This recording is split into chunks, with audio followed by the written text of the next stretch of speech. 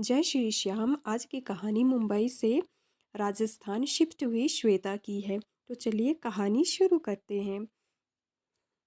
कहानी की शुरुआत में श्वेता अपने परिवार के साथ मुंबई में रहती थी।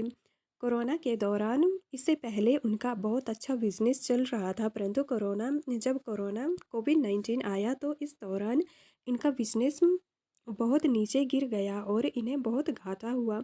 कम से कम इन्हें 25-30 लाख का घाटा हो गया, जिससे ये काफ़ी परेशान हो गए। एक तो कोरोना की बीमारी चली हुई थी, उसी दौरान इनका इतना बड़ा लॉस भी बिजनेस में हो गया, तो इन्हें मुंबई छोड़कर राजस्थान आना पड़ा।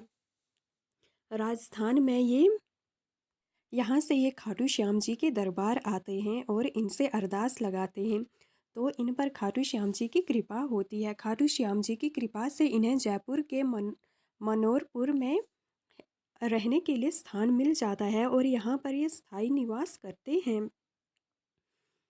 इसी दौरान इन्हें यहाँ पर एक नौकरी भी मिल जाती है स्वाति के पति को, तो ये परिवार पर यहीं पर अपना निवास स्थान बनाते हैं और यहीं पर रहने लगते हैं। यहीं से ये खाटू श्याम जी के दरबार भी आते थे और इनका काम भी अच्छे से चल रहा था। परंतु कहते हैं ना कि हमेशा खुशियाँ नहीं रहती हैं, कब मुसीबतें आकर दस्तक दें पता भी नहीं चलता है। एक दिन स्वाति अपने घर पर बैठी हुई थी, तभी इन्हें कॉल आता है हॉस्पिटल से। यह यह कॉल मध्य प्रदेश के रूबी हॉस्पिटल से था। यहाँ से श्वेता के मायके की फैमिली से कॉल आया था और ये इन्हें बताते हैं कि श्वेता का भाई रूबी हॉस्पिटल में एडमिट है और उनकी स्थिति बहुत ही चिंताजनक है, तो आप हॉस्पिटल आ जाओ। श्वेता बड़ी परेशान होती है और जैसे तैसे तैयारी करके मध्य प्रदेश या रूबी हॉस्पिटल अपने भाई के पास चली जाती है।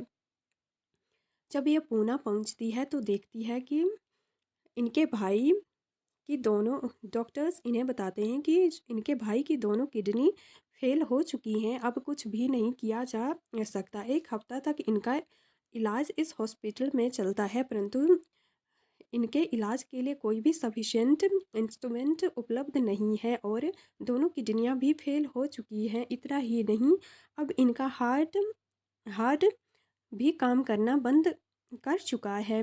इनका लीवर भी खराब हो चुका है और दोनों किडनी तो पहले से ही खराब हैं। डॉक्टर्स जवाब दे देते हैं कि अब इन्हें नहीं बचाया जा सकता है, कम से कम 10-11 दिन ही ये अपना जीवन व्यतीत कर पाएंगे। श्वेता बहुत रोती है और इनका परिवार भी बहुत रोता है, परंतु ऐसी मुश्किल की घड़ी में ये हार नहीं मानते हैं। रूबी हॉस्पिटल से डॉक्टर्स कहते हैं कि आप इन्हें अपने घर शिफ्ट कर लीजिए, अब इन्हें बचाना मुश्किल हो गया है, इन्हें हम नहीं बचा सकते हैं।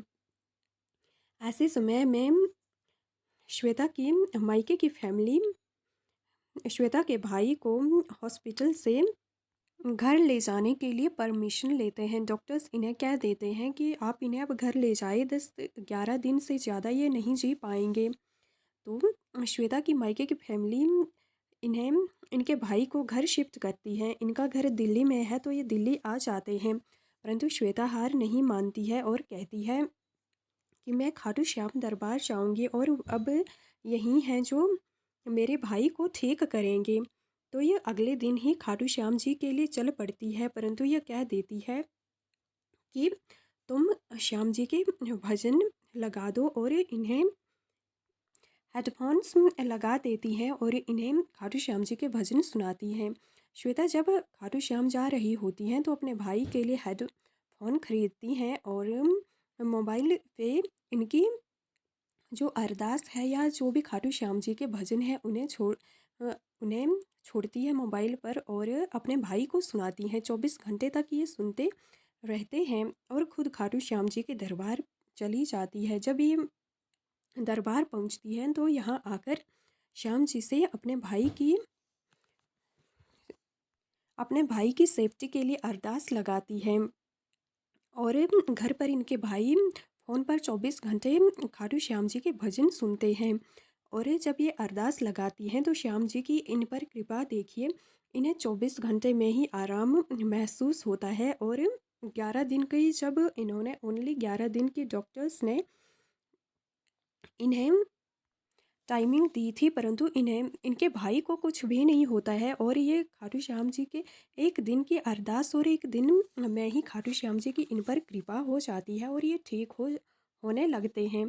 कुछ ही दिनों में ये दोबारा हॉस्पिटल जाते हैं और डॉक्टर्स को दिखाते हैं और देखते हैं कि इनका जो कि दोनों किडनी थी और जो इनके हालात बहुत नाजुक थे, अब इनमें बहुत ज़्यादा सुधार आ चुका होता है। इनकी खतरे में जो ज़िंदगी थी वो इससे काफ़ी सुधार हो चुका था। फिर ये श्वेता दोबारा खाटू श्याम जी में अरदास लगाती हैं। इससे देखते ही देखते ओनली 6 महीने में इनके भाई बिल्कुल फिट हो जाते हैं। और जब ये दोबारा उसी हॉस्पिटल में जाकर चेकअप करवाते हैं तो इनकी सभी रिपोर्ट्स बिल्कुल नॉर्मल आती हैं। अब ये बिल्कुल ठीक हो चुके थे। इस घटना को अब 6 महीने बीत चुके हैं और श्वेता का कहना है कि इनके भाई अब बिल्कुल ठीक हैं और इनके भाई की सारी रिपोर्ट भी नॉर्मल आ चुकी हैं। अब खाटू श्याम जी ने ही उन्हें एक नया जीवन दिया है। उनकी कृपा से इनके भाई की ना केवल तबीयत ठीक हुई बल्कि सारी रिपोर्ट्स भी नॉर्मल आई। और अब तो इन 6 महीनों में ये एक बार खाटू श्याम जी के दरबार भी आ चुके हैं और इनके दर्शन भी कर चुके हैं। इस प्रकार श्वेता कहती है कि हम जब दोबारा उस हॉस्पिटल में गए तो वहाँ पर इनकी रिपोर्ट नॉर्मल आई। जिस हॉस्पिटल में हमने श्वेता कहती हैं कि जिस हॉस्पिटल में हमने 30 लाख का खर्चा कर दिया अपने भाई के इलाज में, उसी हॉस्पिटल की दवाइयों से इनके भाई को कोई फ़र्क नहीं पड़ा, बल्कि श्याम जी से एक दिन की अरदास और एक दिन इनके भजन सुनने से इनके भाई की तबीयत में ना केवल सुधार आया बल्कि इनकी दोनों किडनियाँ जो ख़राब थी अब नॉर्मल हो गई हैं और ये अब अच्छे से चल पड़ते हैं, अच्छे से चल भी पा रहे हैं। और इनकी स्थिति में ना केवल सुधार बल्कि अब ये ठीक हो चुके हैं। यह थी श्वेता की कहानी। इतनी ही नहीं, श्वेता कहती हैं कि एक बार इन्हें खुद श्वेता को माइंड स्ट्रोक आया था जिससे इनका एक साइड पैरालाइज हो चुका था और इनकी स्थिति काफ़ी नाजुक हो गई थी, परंतु फिर इन्होंने खाटू श्याम जी से अरदास लगाई और इनकी कृपा से यह कुछ ही दिनों में ठीक हो जाती हैं और ये अच्छे से चल पाती हैं।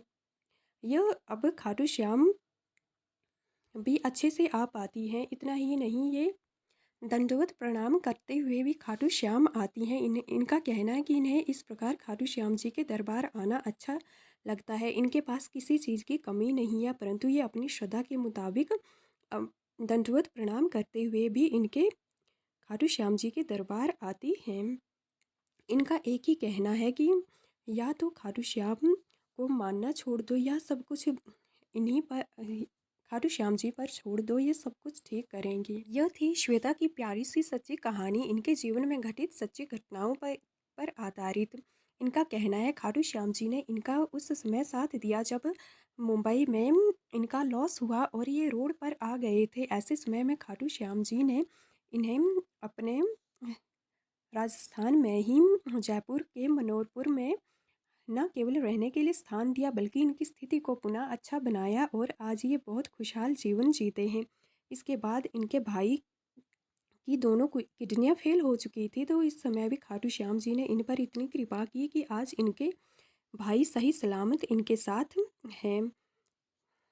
इतना ही नहीं, जब इन्हें माइंड स्ट्रोक आया तो इनका एक साइड पूरा पैरालाइज हो गया था जिस कारण ये चल फिर भी नहीं पा रही थी, परंतु कुछ ही दिनों में खाटू श्याम जी की कृपा से ये बिल्कुल ठीक हो गई और आज ये दंडवत प्रणाम करते हुए खाटू श्याम जी के दरबार आती हैं और इनकी इतनी आस्था जुड़ी हुई है कि पूरे परिवार के साथ इनके धाम आती हैं।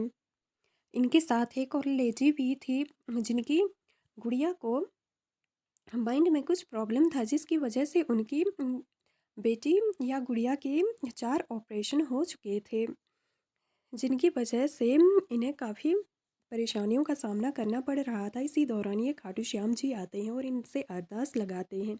इनकी गुड़िया 12th में पढ़ रही है और खाटू श्याम जी की कृपा के पश्चात इनके 4 ऑपरेशनों के बाद इनकी बेटी का एक भी ऑपरेशन नहीं हुआ और अब ये अच्छे से 12th में ना केवल पढ़ रही है बल्कि एक अच्छी डांसर भी बन चुकी है और 12th में अन्य करिकुलम एक्टिविटीज़ के साथ डांस भी करती है और अच्छे से अपनी ज़िंदगी जीती है। जय श्री श्याम, जय खाटू श्याम। ये थी श्वेता, उनके परिवार, भाई की प्यारी सी कहानी जिसमें खाटू श्याम जी ने इन पर अपार कृपा की। जय श्री श्याम, जय खाटू श्याम।